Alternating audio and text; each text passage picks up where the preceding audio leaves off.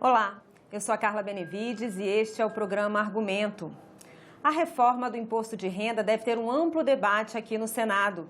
O presidente da Casa, senador Rodrigo Pacheco, disse que a proposta vai passar pelas comissões temáticas antes de ser analisada pelo plenário. E é sobre esse assunto que a gente conversa agora com o senador Oriovisto Guimarães, do Podemos do Paraná. Senador, muito obrigada pela sua presença aqui no programa.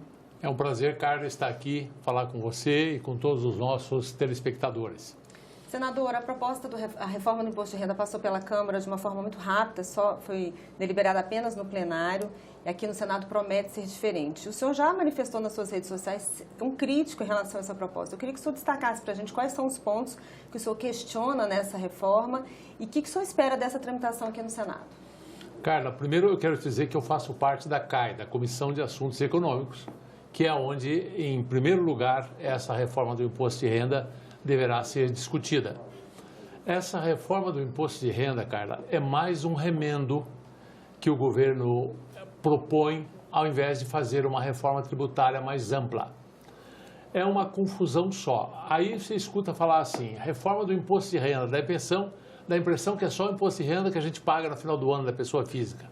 Não é, Carla, é muito mais complexo. Tem imposto de renda de pessoa física, tem imposto de renda de pessoa jurídica, tem a contribuição social sobre o lucro líquido, tem a criação de um novo imposto, que é o imposto sobre distribuição de lucros e dividendos, tem isenções para várias categorias, ou seja, não mexe na carga tributária como um todo, mexe em parte, né, em imposto federal, ligado a imposto de renda, pessoa física e jurídica, mas ela só aumenta a confusão, só traz mais confusão e o que é pior, vai dar um prejuízo enorme para o governo federal.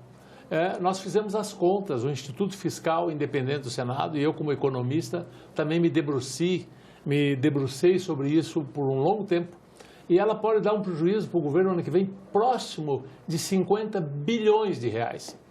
E um governo que já está mal, que já está fazendo déficit primário há anos e que continuará fazendo nos próximos. Isso só tem consequências nocivas, isso faz o dólar aumentar, aumenta a inflação, aumenta a taxa de juro. Olha, um caos essa mini-reforma. O senhor destacou um ponto importante que é essa nota técnica da IFE. Ela prevê aí um rombo, né, uma perda de arrecadação, aliás, de quase 30 bilhões se não houver a extensão desses benefícios emergenciais da pandemia. Aí poderia chegar a 50 bilhões. O senhor é também o relator de receitas do orçamento. Isso é uma preocupação a mais, senador? É uma preocupação, claro, porque se for aprovada essa reforma do jeito que está, porque é importante distinguir o seguinte, cara. O governo mandou para a Câmara dos Deputados um projeto. Esse projeto foi totalmente modificado na Câmara dos Deputados. Totalmente. O que veio para o Senado não é mais aquele projeto do governo. É outra coisa. Lá o presidente da Câmara queria aprovar a qualquer custo e começou a fazer concessões, acertar com setores aqui e acolá. E acabou que saiu de lá um Frankenstein. Hoje, para você ter uma ideia, cara, essa perda de arrecadação para o governo, se tudo sair assim, na melhor hipótese para o governo, o ano que vem seria de 29 bilhões. Em 2022, 11 bilhões. Em 2023, quase 13 bilhões. Mas agora, cara, tem uma coisa chamada planejamento tributário, ou, como a Receita gosta de chamar, elisão fiscal. É assim.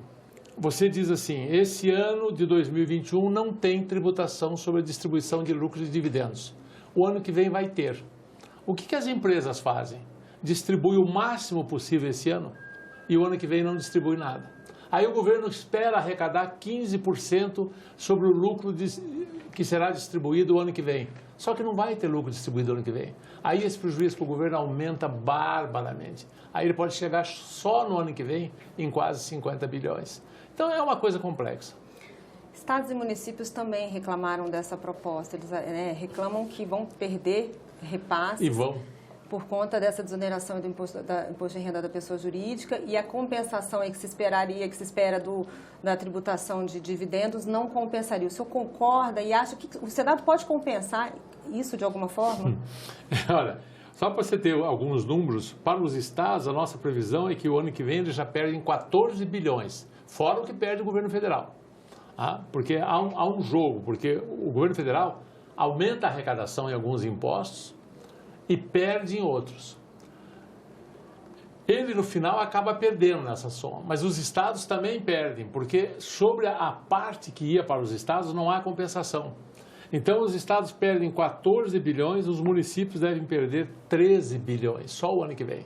Então, se o governo tivesse um mínimo de juízo hoje, sabe o que ele faria? Pediria assim, Senado, por favor, engavete essa reforma do imposto de renda, deixa tudo como está. É muito melhor para o governo que o Senado não aprove nada, que devolva isso para a Câmara ou que arquive simplesmente. Então, o senhor prefere então, que não seja nem alterado? Só acha que a melhor solução seria com certeza, cara. Com certeza, até porque imposto bom é imposto velho, que o governo sabe quanto é que vai arrecadar. Aqui ele tem umas previsões malucas, mas que a hora que entrar a reação das empresas a isso, muita coisa vai se transformar em contencioso na justiça. Tem coisas aqui que conflitam com o artigo 150 da Constituição. As coisas ficam mais difíceis, menos transparentes, sabe? Olha, é impossível em 15 minutos aqui com você destrinchar tudo isso. Mas eu posso dizer o seguinte, para quem estuda sabe, vai piorar muito e vai piorar para todo mundo, ninguém ganha. Conseguiram uma obra-prima, todos perdem. O senhor acha que isso vai dificultar os investimentos no Brasil, custo Brasil? Pode impedir que empresas queiram, em função dessa tributação de dividendos, que as empresas queiram investir seu capital aqui no Brasil? Pode ter esse reflexo? Claro que é um desestímulo. Mas você sabe onde é que está o desestímulo maior? É na insegurança jurídica. Não é nem tanto no aumento da carga tributária. Qualquer aumento de carga tributária espanta o capital. Isso no Brasil, nos Estados Unidos, em qualquer país do mundo. O capital procura sempre um lugar onde os impostos sejam os menores possíveis. Aliás, isso é a base da Zona Franca de Manaus, por exemplo. Por que o capital sai aqui de São Paulo, ou de Curitiba, ou de Brasília, e vai se instalar lá nos confins, 4 horas de avião daqui? Porque lá a taxa de imposto é menor. Só isso. Então, se eles fogem daqui para Manaus, para a Zona Franca, é claro que se você aumentar aqui, eles vão para outros países onde a taxa seja menor. Mas o pior para mim disso daqui não é nem isso, é a insegurança jurídica, essa coxa de retalhos, esse inferno tributário, esse contencioso que vai aumentar no judiciário. E isso é muito ruim, você não consegue planejar o futuro quando mudam a regra toda hora, né? Senador, em paralelo a essa proposta da reforma do imposto de renda, tem também a PEC 110, que reorganiza aí a questão da cobrança no consumo, né? É uma reforma tributária prevendo essa questão do consumo. Uhum. Qual que o senhor acha que deve ter prioridade ou é possível que as duas tramitem juntas? Olha, nós tivemos uma reunião, eu faço parte da comissão, da comissão mista de discussão da 110, que foi lá idealizada originalmente pelo Raul, não é? Essa sim, uma reforma muito mais ampla, essa mexe com ICMS, essa mexe com PIS, com FIS, essa mexe com todos os impostos. Mas uma reforma desse tipo, cara, para ser feita, primeiro tem que ter a liderança do governo federal, depois tem que ter uma negociação com o CONFAZ, com o Conselho Fazendário dos Estados, tem que ter uma negociação com a Associação Nacional dos Municípios, porque todos esses entes estão envolvidos. Tem que ter negociação com setores produtivos. É um trabalho hercúleo.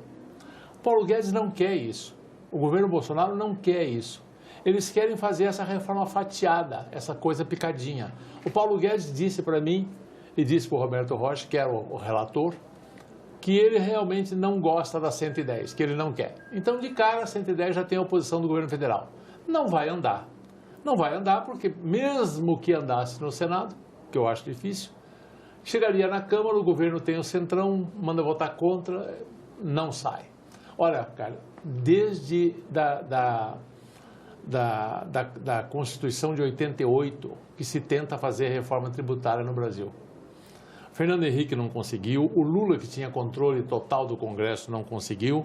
E eu te digo uma coisa, acho difícil que esse governo consiga alguma coisa. E se conseguir, só tem um jeito. Tem que ter um trabalho hercúleo, tem que ter equipe técnica, tem que negociar com os entes federados, com estados, com municípios, com os setores produtivos, com a Fiesp, com a agricultura. Sabe, tem que ser uma coisa transparente, é uma coisa profunda, é um trabalho gigante. E eu não vejo ninguém disposto a fazer esse trabalho. Essa reforma, a PEC 110, junto com a 45, foi aprovada, teve aquele substitutivo, né, que foi aprovado pela Comissão Especial e parou lá na Câmara. Parou. Por que ela não anda, senadora, e na sua opinião? Porque ela tem, inclusive, o apoio do CONFAS, né, que é do secretário de Fazenda dos estados. Na sua opinião, ela seria uma reforma que talvez pudesse caminhar, na sua opinião, e por que ela parou? De novo, toda reforma tributária mexe no bolso de todo mundo na sociedade. Ela pode, eventualmente, ter o apoio de um setor e não ter de outros setores. E aí tem ainda questões de ordem política. Rodrigo Maia era o presidente da Câmara. Ele queria, porque queria a relatoria dessa PEC 45 que a Câmara estava estudando lá. Perdeu a eleição. Ganhou o novo presidente agora, o Arthur Lira. Ele parou essa comissão, colocou outro relator. Voltou tudo a estaca zero lá na Câmara, né, por razões políticas. Aqui o Senado estava analisando a 110, continua analisando a 110 até hoje. Mas não, se não houver liderança do Ministério da Economia, se o Paulo Guedes não se colocar ao campo com todos os seus técnicos, se ele não conversar com todos os entes federados, se ele não conversar com o Congresso Nacional, não vai sair reforma nenhuma. O que acontece hoje com essa mini reforma do imposto de renda aqui, que não é reforma tributária, é uma reforma específica de imposto de renda, é uma coisa atabalhoada que o Ministério da Economia mandou uma coisa para a Câmara fez outra completamente diferente e hoje ela dá prejuízo para o governo. Hoje, se o governo parar para pensar, ele pede para o Senado, por favor, não aprove isso. Tá certo, senador, nosso tempo esgotou, mas eu agradeço muito a sua participação aqui no programa. Obrigado. E eu agradeço a você também que nos assistiu. Esse programa já está disponível no nosso site senado.leg.br/TV e também no nosso canal no YouTube. Obrigada pela sua audiência e até o próximo argumento.